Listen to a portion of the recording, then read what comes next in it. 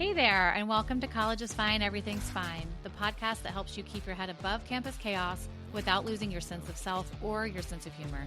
I'm Dr. Sarah Olivo.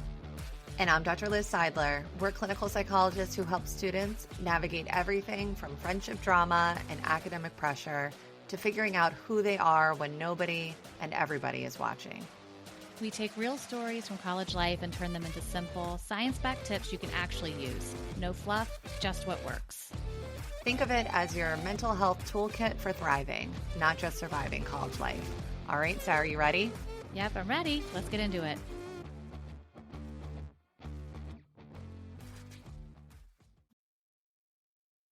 Hi, everybody, and welcome to the College is Fine podcast. We're so excited to have a guest on today because we, quite a while ago, did some things on sleep. But I went to a conference. I know I'm kind of a geek for conferences, and I saw this remarkable psychologist, doctor, sleep expert, and also college mental health expert speaking about sleep in a new way that I thought had a really a realistic feel to me in terms of what college students expect when it comes to mental health. So I will let you introduce yourself. Great. Thank you. That was a really lovely introduction. Thank you. So I am Colleen Ehrnstrom. I'm working out of Boulder, Colorado. So I work at the University of Colorado at Boulder. I work in the counseling and psychiatric services. People typically know that as CAPS.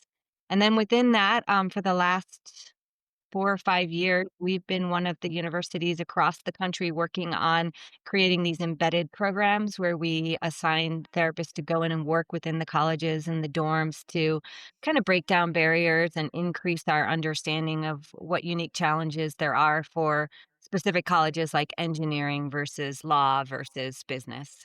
Oh, I love that. All Yeah. right. Very, That's very cool. wonderful. There's just an article that came out this morning in the New York Times about the embedded programs and what's going on with them. Oh, I want to read it. I will definitely link it. That's fascinating. I also noticed that people say UC Boulder, but they actually called CU. Is that because you said, why is that? That is to avoid confusion with the California schools. So it changed several decades ago, more recently than you would think, because people were constantly confused between UC and CU. So it is a little weird, but it's CU Boulder. But you're the first person to give me that explanation because I have family actually that live in Boulder, and I was constantly thinking, what in the heck? And also, as somebody who's from and also as somebody who's from Tennessee, so many people are like, oh, UT, and think University of Texas. And I'm like, hello, there's Right. another T. Yeah. Interesting. Exactly. All right. But I think we'd have to fight it out. It'd be like some sort of civil war over which one had TU and which one got UT. So we'll just let it lie for now. So you work full time at the University Counseling Center, and it means you help students with all kinds of things. But what percentage of the college students do you see who come in because they struggle with sleep? I think I know the answer, but let's just make it really clear.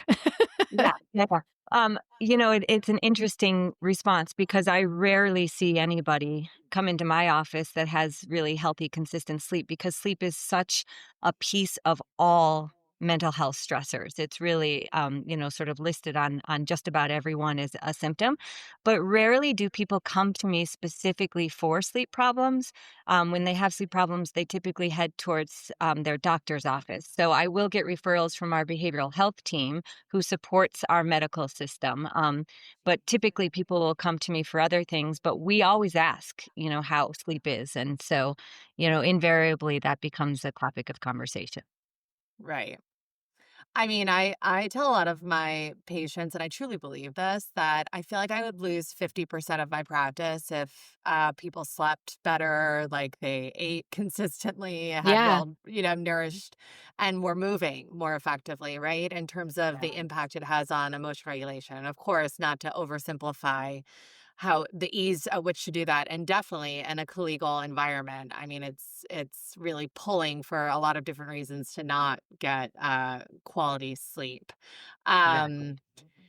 But what would you say is like the typical range of poor and inconsistent sleep for a college student, like when you actually would get concerned? So as somebody, like, my patients joke with me because I always ask about their sleep in every session. They're like, are you like why are you so obsessed with sleep? So sometimes and we have interviewed a college student about sleep. And when they told me like what they were sleeping, I like almost fainted, right? Because it really, at this stage of my life, it really just seems like it's getting a little out of control in terms of some of the sleep patterns. But what would you say is an area of concern?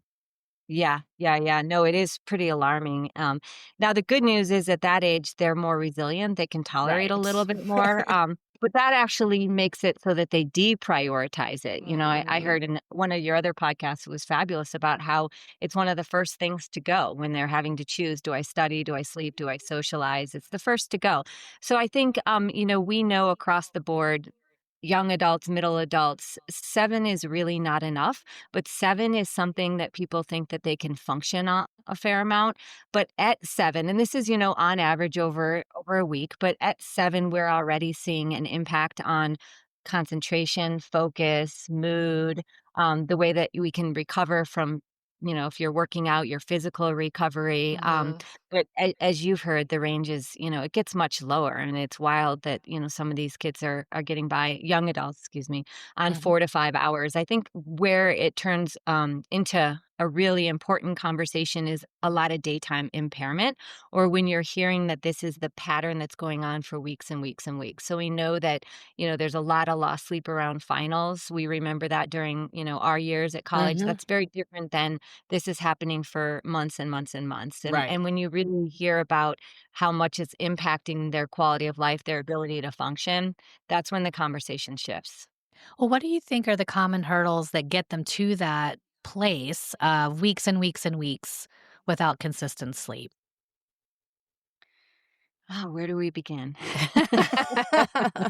Such a hard time to be a student right now. I I really have a know. lot of compassion. I think about what the hurdles were for us, and they're all there too. Back in the day, we living situations. You're Right. sharing space. You're sharing these tiny spaces where, you've got hardly any room and there's a lot of noise around you that certainly can't control, whether it's in the dorm or an apartment. That's not new. Chaotic schedules. So, you could have an 8 a.m. one day and then a 12 o'clock the next day and, sort of navigating when you do your work, when you do your sleep. I mean, that's also something. Um, I think another piece that is often missed at this age that I really want to talk about is really recognizing the difference between insomnia and a circadian rhythm disorder. I think the circadian rhythm disorders are a huge part of our work with college students because they're identifying that they wanna work on their sleep. They're having some struggles. They're really conceptualizing it and even being told by some of their caregivers that they need to, sort of work on being able to promote falling asleep. They're having trouble falling asleep. But what's actually happening is that they have a circadian rhythm that's later in the night and that they aren't actually, ready to go to sleep at the time that their, world or their, class schedule needs them Mhm. to.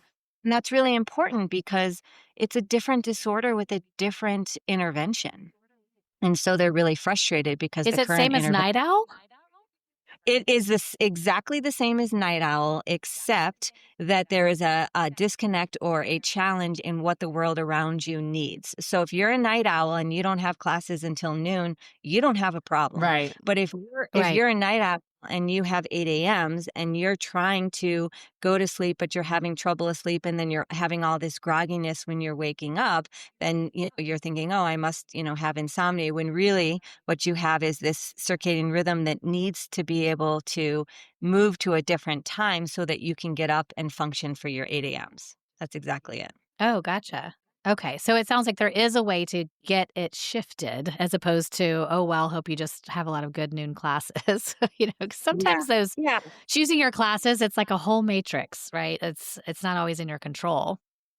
Exactly. Yeah. And I think it's an obstacle because I think, this generation of traditional college students are really savvy. They're really interested. They're listening to these podcasts. They're wanting to figure things out. And so they're frustrated when they're trying to, sort of sleep at a different time and it's not working. So I think being able to really assess carefully what's going on and then intervene accordingly can really increase, sort of their ability to fix things. Yeah. So, I mean, a lot of college students I work with, I feel like their biggest complaint is that they're tired all the time, right? I think it's really normalized to have a lack of sleep in college, right? It's probably something that someone says to you at least once during the day that they're exhausted. Do college students seem concerned at all about their lack of sleep? Is this something that you're hearing about? And do you think that there is a learning curve to how much they really should prioritize it? Oh, yeah, great questions.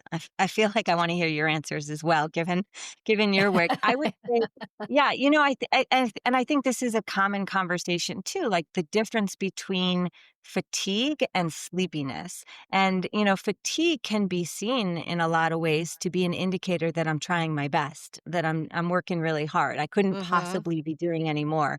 And again, we've got this generation that are high achieving, they're really interested in functioning. And so to be able to tease apart, are you feeling, sort of a heaviness, a fatigue versus could you actually fall asleep during the day, which is Right. sleepiness.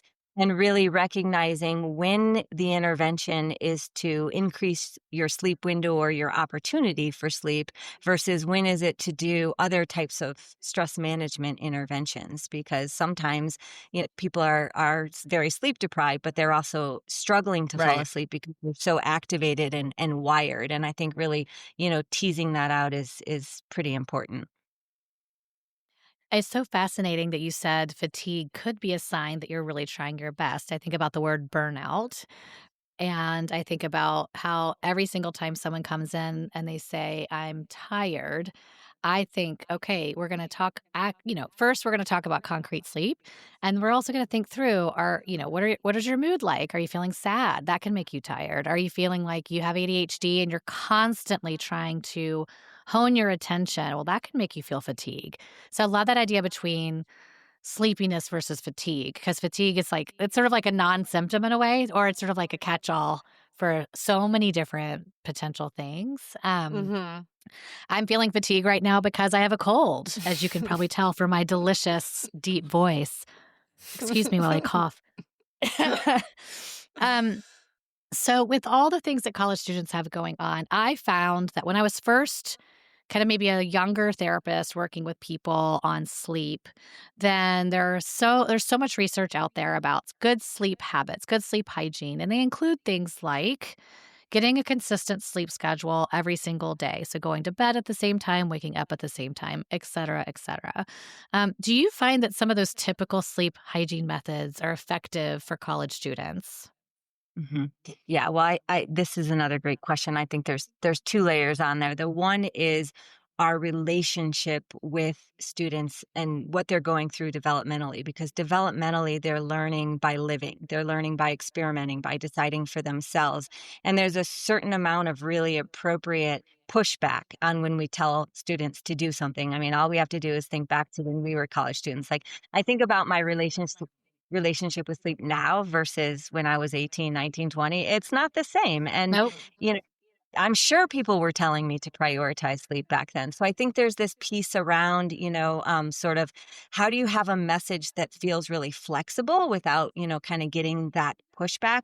I think the other piece is our society's relationship with sleep hygiene. And this is something that, if you've ever heard me talk, I get really on my soapbox about it because the way that I explain it, which I think is worth our time, is that sleep hygiene is like oral hygiene. So oral hygiene would be your flossing, your brushing, you're using fluoride, perhaps not, you're going to your dentist. You're really doing that to promote good care of your gums and teeth. Over time, we also have genetics that influence that. So you could be doing everything right. You go to the dentist, you're still Mhm. going to have a cavity. But your dentist doesn't say, oh, I'm going to floss away this cavity. Your dentist says, oh, we have a different intervention. We're going to do a filling. And we still want you to keep doing this hygiene because it's promoting overall good health. And sleep hygiene is like that. So, your relationship with your screens, your relationship with stimulants, it's all in service of promoting healthy sleep. But you can still have problems. And when you have problems, we don't expect sleep hygiene to fix it any more than we would expect that to fix a Mm. cavity. There's got to be a separate intervention, which we know we use ACT, we use CBT for. And I think the problem is that a lot of our medical providers are only trained in sleep hygiene, and they're really taught that it is an intervention or a fix. And so people go to their providers, they say they're not sleeping, and they're told to use these hygiene interventions, and then they're frustrated when it doesn't fix it. So I Right. think it's really important to think about, what are we doing to promote healthy sleep in addition to what do we do if it gets derailed? And I think when students think about it that way, they're really insightful about their relationship with their screens, their, willingness to have a sleep window, to have any kind of consistency. But it shifts away from this sort of rigid you have to or else into a longer term conversation. I love that Right. idea because I find too with certain aspects of sleep hygiene and sort of the rules around that, it can feel so frustrating when you're like, "Yeah, that'd be great. I can't pull it off. I don't know what to tell you." Then you feel stuck. Like, I guess I'll just have Right. to be exhausted. I'm not asking this just because you live in Boulder, but speaking of sleep interventions, the relationship that you find to your students marijuana use and sleep, other sort of drug use and sleep, and what's real and what's not. Oh, yeah. Yeah, that is a great question. The good news about Boulder is not only are we a place where, people like to utilize and experiment, but we also have great researchers. So there's a lot of great researchers around in the Denver, Boulder corridor that are also Yeah. looking at trying to understand that. And I think from a scientific perspective, what we've come to understand is it's really personal based on somebody's genetic predisposition, that there isn't a gold standard statement that it's all Right. good or bad, that we have found that some people really find CBD or CBN without THC to be a really important, sort of navigator in helping sleep. But for other people, it creates, sort of a very different reaction. So I think, it's difficult and it's valuable that they're looking at that. And I don't think that we can say it's all good or all bad. The way that I talk about it with, my clients is to think about it the way we would think about any prescription. So if somebody was giving you a prescription of melatonin or sleep medications, you would follow the prescription. And so thinking about if you're using or experimenting with THC, CBD, CBN, to really think about it in terms of what is the right dosage, how do I titrate, and really paying attention to it and thinking about that functionally so that it's supporting you in that way. Quick. I find that a lot of the suggestions I make with college students around sleep are quickly shot down. Like, for example, yesterday I was talking to someone and they told me they took a nap from 3 to 6 p.m. and then they had a really bad night's sleep. So, for example, like maybe we decrease daytime napping, right? And they're like, "Oh my gosh, never." Like that's like my favorite time of the day. Like I love napping.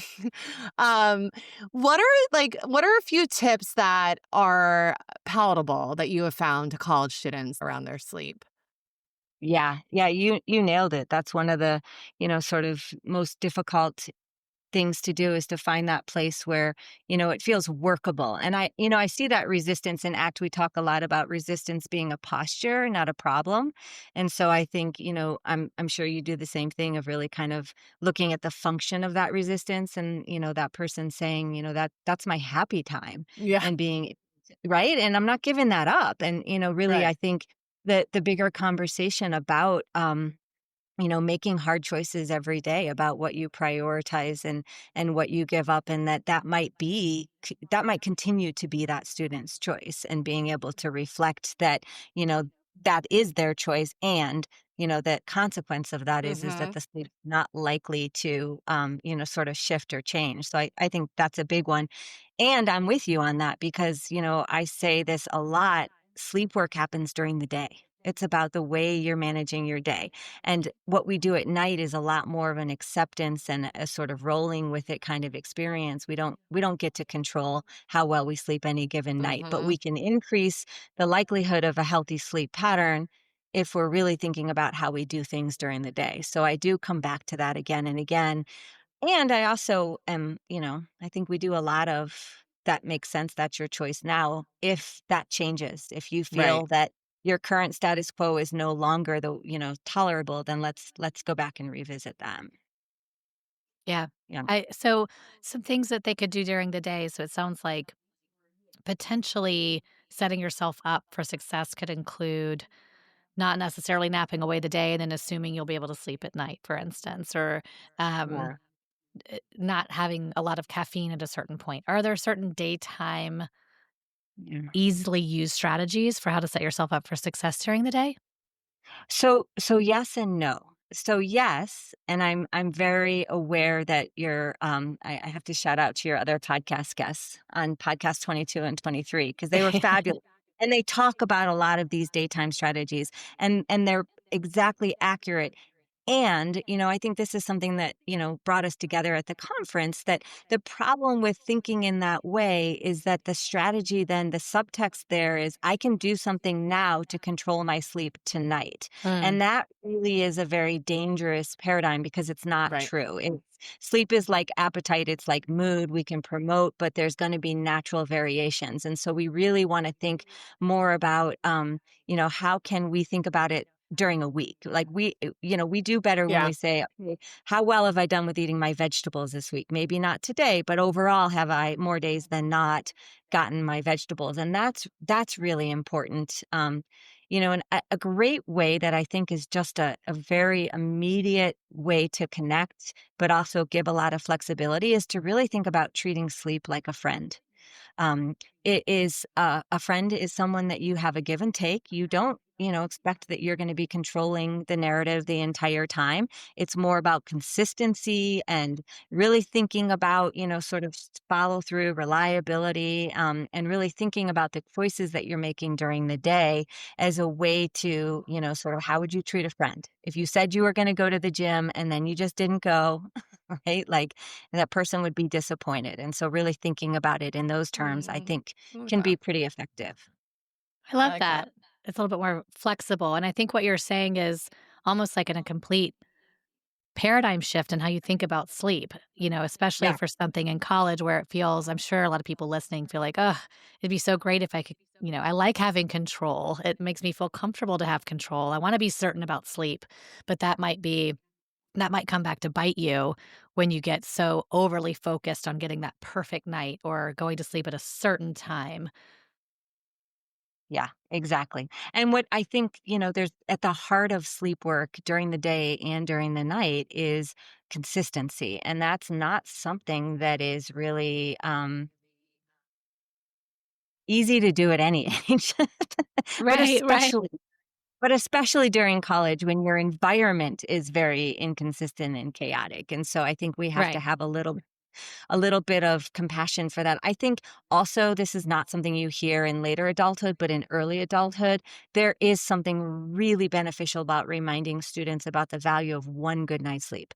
That sense when the world is feeling so awful and overwhelming and just Right. like let's go get some extra sleep and waking up and feeling refreshed. There is power in that. And students can really respond to that. It's the same, I think you have Halt in a couple of your podcasts, like wait, we need to eat, we need to rest. And that reset button is a huge one that I think it's very immediate and accessible for students. Mhm. I think I had to use one of those last week where I was like, I just at some point I'll get that good night's sleep. And then I will feel better. I don't know when that's gonna Mm. come, but I know that it'll reset me. Yeah. So I think I definitely needed to incorporate that. When I'd, Well, had done some similar stuff that I'm sure college students do, right? It's like mm, I just I packed too much in. It was exciting stuff. I didn't want to miss it. And the consequence was Right. at the end of the week or weekend, I was depleted, but I wouldn't have given it up for the world. yeah, exactly. And I think you're really highlighting such an important thing. There's two very distinct groups. There's a group of students who are figuring out how to balance life like we all are. And at some point there is a deficit that then, you go and you look forward to catching up on sleep, but you feel like you have the capacity to sleep. And then we've got this Yeah. other subgroup where they're really struggling they're wanting to prioritize sleep there and they're really struggling to make sleep Mm. happen for themselves. So I think those are, two distinct conversations. Mhm. All right. So this is kind of a therapist's confess question or guests confess, right? Because as we know, we all like to say we know a lot about psychology, et cetera, but everybody is also human on this podcast and coming in, and we've all been there. So, do you practice what you preach, or do you also struggle occasionally with wanting to control sleep or falling into some poor, I don't want to say habits necessarily, but yeah, do you Yeah. practice what you Oh, preach? Oh, I think you could say it. I think we're all human. And I think that the sort of human answer is sometimes.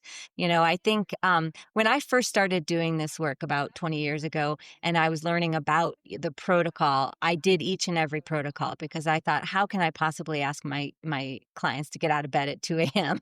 if I'm not willing to do it? And it's Yeah. hard. That really intense, behavioral program is very difficult. And I'm very grateful that, I don't have chronic sleep problems. I am also grateful that I feel like I know what I need to do when I need to do it. I think there's other domains in our lives where like, please tell me I don't know what to do. And I think that's where, this conversation is so valuable. Um, but no, I'm not perfect at all. And, I think that's why I have so much compassion when people and students tell us it's really hard to figure this out because it is. And I know, just for our listeners who might not know, that one of the most common things people say to do when you're not able to sleep is to get out of bed, do something else, try not to fight so much for sleep, and so that you're not sort of sitting and stewing, and getting more anxious in your bed. And so I can also say that I very rarely I have a Get hard out. time with that. But to your point about finding some balance, I will open up, a book or try to do something else. I'm like, okay, it's too cold for me to get out of bed. So that's a no. But I am able to start an audiobook and just listen to that. And if I listen to the whole thing, oh well. Which I think that idea of giving up the struggle was really Yes. refreshing for me. And so I know that's a lot of what you talk about in your work is just, kind of let go of the rope, give up the struggle. You ultimately, in the long run, will have a better relationship to sleep, as opposed to that kind of fight to get sleep in a perfect way this night. You'll just have a better relationship to sleep, and probably that would, I imagine, spill over into other aspects of your life as well, nutrition, et cetera. So, I just thought your message was so important for college students to hear, and those folks at CU Boulder, not UC, are lucky to have you.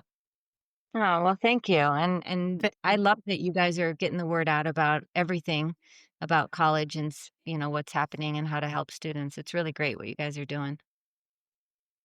Well, we'll have you back on for another topic at some point soon, because it sounds like you're Yes. not, you know sleep, but I'm sure I have a feeling you have some other tips for some other areas of I would life. I So would thanks so love much for to. coming on. Yeah, thank you. Thank you so much, Colleen.